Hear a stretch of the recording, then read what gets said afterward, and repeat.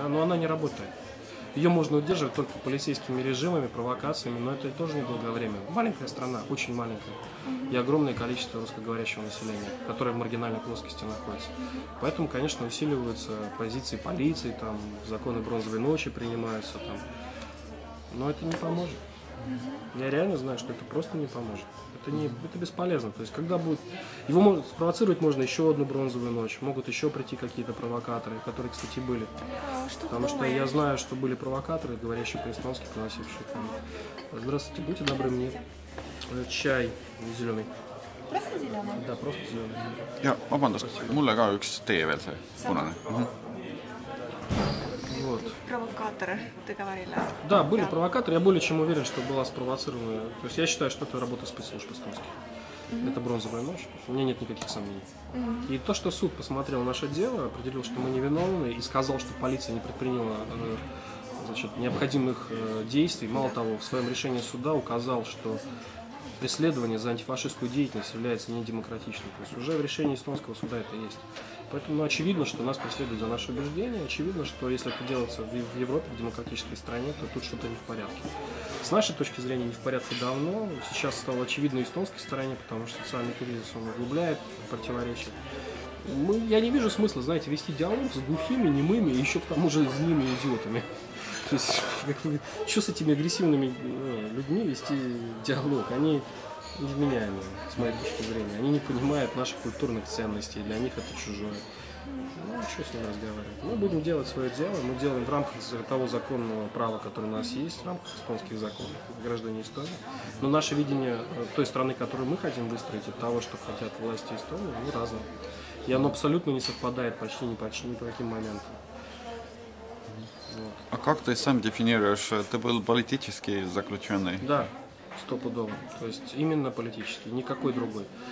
Там не было никакой уголовщины, это изначально было ясно. Хотели сделать. Сейчас, посмотрите сейчас. Вот 4 дня назад я стал лауреатом премии «Известность», знаете, да, газета «Известия». То есть это очень престижно. Я стал лауреатом в связи определенной группы лиц. Это, поймите, это признание не только деятельности меня лично, это признание деятельности большого количества людей, которые поддерживают и меня, и «Ночной дозор». Это вот именно им признание. Это значит, они в определенной мере акцептированы, скажем, системным руководством Российской Федерации. Вот. Это очевидно, что люди эти принимаются и их нормально воспринимают. Значит, нас считают адекватными, да? Вот. В Эстонии нас воспринимают как маргиналов, каких-то бандитов. То есть, как показало решение суда, оказалось странным, большим шоком, что вот так вот, да. Мы же не, понимаете, я не психотерапевт, я не врач, чтобы лечить эстонское общество. У меня другие задачи. У меня задача в том, чтобы уменьшить количество несправедливости по отношению к русскоговорящему населению и увеличить влияние на политику Эстонии русскоговорящего населения Эстонии. Это же очень хорошо. Естественно, но в той среде политической, которая сейчас создана, это является уже преступлением. Потому что русское население, оно отодвинуто в такую маргинальную плоскость, она настолько забита, что из него очень трудно выявить каких-то серьезных лидеров, способных, скажем так, конструктивно разговаривать с этим правительством. А с ними никто не будет говорить. Что с ними разговаривать? Я, например, я не понимаю, о чем с ними говорить. У них другие ценности, они врут постоянно. Сейчас врут тоже, кризис, они врут. То есть как с ними договариваться, если они врут? Они врали тогда, они обвиняли нас, врут сейчас и опять обвиняют непонятных врагов. Ищут врагов. Сами некомпетентны, абсолютно неподготовлены, непрофессиональны. Посмотрите, что Иво Райпадры сделал, да? То есть это глубочайший непрофессионализм. Люди не так, понимаете, есть правила игры в Европейском Союзе в том числе. Нельзя делать действия, которые могут разрушать стабильность государства, то, что делает эстонская политическая элита. Да, они организовали эту бронзовую ночь. Они хотели поставить на место России. Нужно было сделать, скажем, базу НАТО, центр киберзащиты организовать. Ну и что это дало все государству? А ты сам, у тебя эстонское гражданство? Да. У меня даже советское свидетельство о рождении, в котором написано, что по национальности я эстонец. Так что у меня смешано. Мама эстонка, отец русский. Поэтому эстонский язык я выучил в университете, правда сейчас я его уже забыл, практически на нем не разговариваю. То есть учился я в педагогическом университете, потом перевелся в Москву. Вот так вот. А у тебя есть эстонских друзей? У меня были до апреля месяца, сейчас как-то так ограничился круг.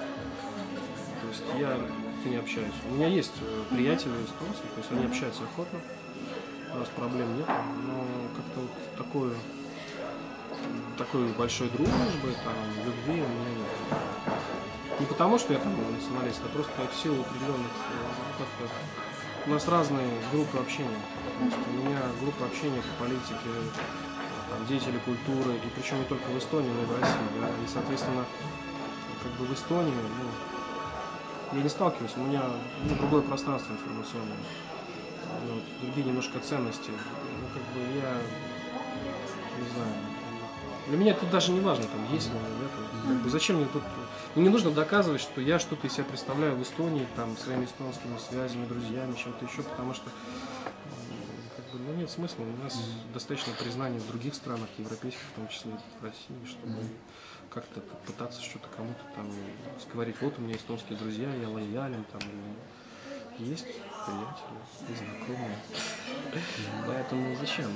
Что тут кривляться? То есть хорошие люди. То есть, другими вопросами занимаемся. Нам надо увеличивать культурное влияние наше, увеличивать нашу самобытность, увеличивать нашу значимость и влияние среди европейского сообщества. Вот. Эстонская, Эстония, понимаете, Эстония это маленький хутор, тут почему-то мне, понимаете, мне мышление, вот это узколобость, вот это мышление, она как бы непонятна. То есть мы живем в мире, который очень глобален, он небольшой, да, процессы происходят быстро. У нас маленькая страна, мы кичимся своим там могучестью какой-то там, у нас армия там целых 5000 человек. То есть скоро мы будем строить авианосец, который построим, и туда вся армия войдет, понимаете? Мышление, знаете, такое вообще. Поэтому я даже не, может быть, с какими-то деятелями культуры Эстонии мне было бы интересно разговаривать. Вот. И с политиками вряд ли, они очень узколобые, такие очень. Такие, знаете, провокации такие, простенькие, все простенькие. Силовой способ воздействия, там, мы докажем вам, что мы крутые перцы. Там, может быть, не все политики, а некоторые, или все? Может быть. Я еще раз говорю, я еще не знаю, я не общаюсь, мне неинтересно. То есть ко мне никто не лезет, я к ним тоже не лезу. У нас разные с ними, может быть, интересы. Нет. Я же не вхожу в парламентские группы какие-то, у нас нет этого общения. Да? То есть если бы я, может, в парламенте был, может быть, там, мы с кем-то пообщались, в бане посидели, как бы и получилось бы там какие-то отношения. Но, опять же, я не очень верю в это, потому что настолько сейчас политика Эстонии, она крайне правая, что вряд ли бы удалось выстроить с кем-то дружеские отношения в силу просто личных каких-то моментов. Все-таки мировоззренческие различия очень большие. А в Европе ты чувствуешь какую-нибудь поддержку? Конечно. В Европе просто тоже как дома.